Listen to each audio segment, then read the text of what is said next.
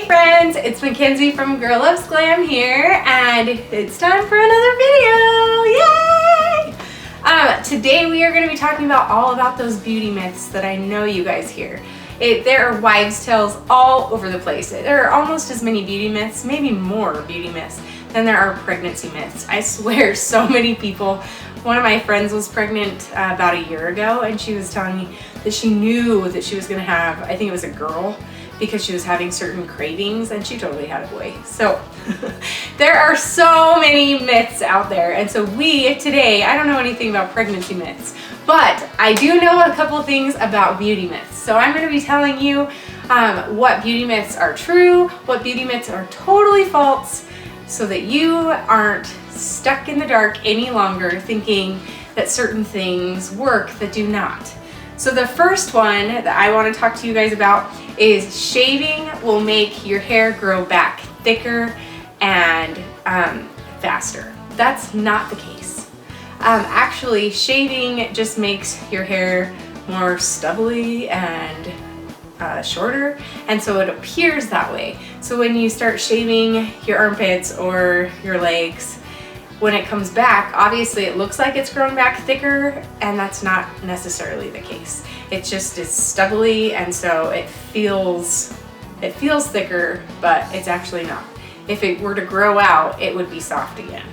Take it from all of those girls who are rocking the non-shaved armpits nowadays. They don't have long, like straight stick armpits. They grow back soft again. The next one is you only have to use heat protectant the first time that you curl or straighten your hair after the shower. Not true. You better be using heat protectant every time you put heat on your hair. If not, you're just frying your hair. You might as well fry that heat protectant that's put on your hair to help protect your hair in the first place. Use your heat protectant. Okay, the next one is water helps your skin be clear. This is true. It helps detox your whole body, not just your skin. It helps, flush your body of all of those toxins that are in there. So that's including toxins that are going to make your skin break out. If you drink tons of water, that doesn't mean you're going to have absolutely flawless skin, but the chances of it being more flawless than if you didn't drink so much water are much higher. And a lot of people do think, though, if you drink a lot of water, that it's going to make your skin moisturized. That's not the case.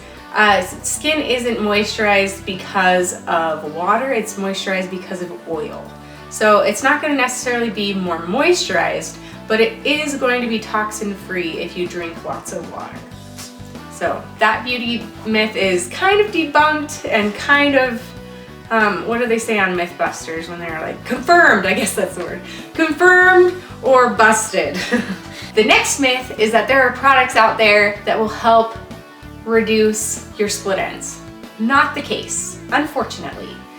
But there are products out there that will reduce the appearance of split ends, meaning there are oils and serums out there that will make it so your split ends aren't so in people's faces. But really, the only thing that will help get rid of split ends is a haircut.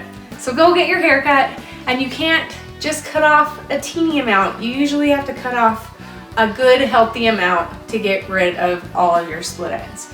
That doesn't mean a 1/4 inch, guys. That means at least a 1/2 inch, probably a full inch, if you really want to get rid of your split ends. Go get a haircut. So speaking of cutting hair, another beauty myth that I used to hear all the time in the salon is the more you cut your hair, the faster your hair will grow. Not true, not true at all. When you cut your hair, you're cutting the second that your hair grows, it's dead down here. So when you cut your hair, you're only cutting dead hair off. The only thing that matters as far as hair growth goes are your hair follicles up here. This has no relation to up here. So the only thing that's gonna make your hair grow any faster is if you were to take some sort of product to help your hair grow, or if you are stimulating your hair follicles. But actually cutting your hair isn't going to make your hair grow any faster. It's going to make it so you don't have as many split ends that break off, and when you have breakage, it makes it so your hair will obviously get a little shorter. So it may appear to be that way, but it doesn't actually make your hair grow any faster. Another beauty myth out there is that people with oily skin shouldn't put oil on their skin. Also false.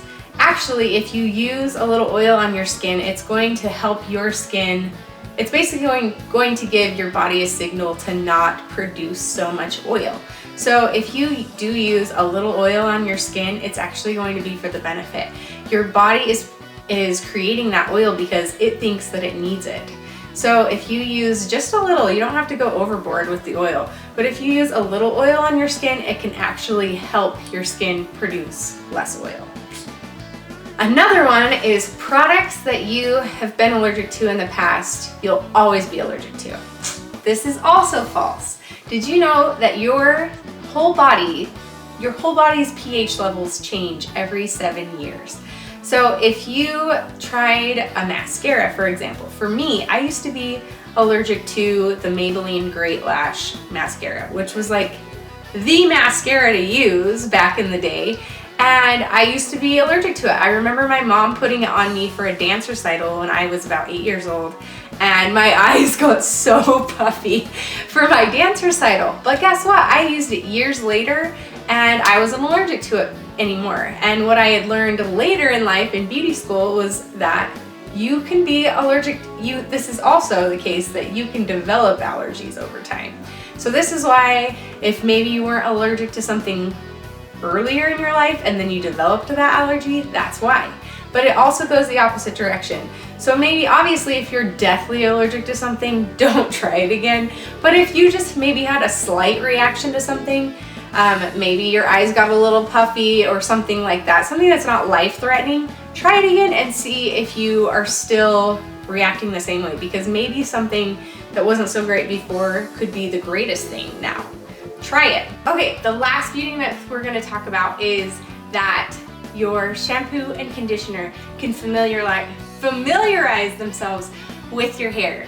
Not the case. Actually, if you feel like your shampoo and conditioner isn't working as well, it's probably because you have buildup on your hair. So try using a clarifying shampoo once a week, once every 2 weeks, and your shampoo and conditioner that you've been using forever is probably going to work as well as it did before when you fell in love with it.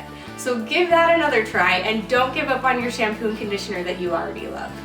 Hopefully these beauty myths are totally debunked or confirmed for you, and I hope that you can have a beautiful day. Make sure to check out my blog for even more tips at girllovesglam.com and subscribe to my channel. See you guys!